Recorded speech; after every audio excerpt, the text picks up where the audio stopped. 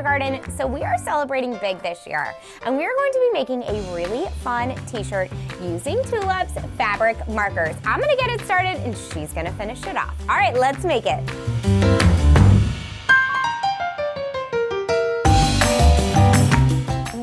School supplies for 100 days. All right, it's time to take my Tulip Fabric Markers and head home and meet my daughter Lily in the playroom so she can start coloring. Let's go.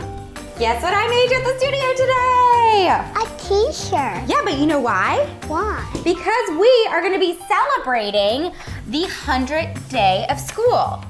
When are we gonna color it? We're gonna color right now. So I brought home some Tulip Fabric Markers, and guess what? You can color it and they're permanent. Ooh. Ooh, are you ready to color it? It's like a coloring book. Let's do it. All right, pick out a color. Pink.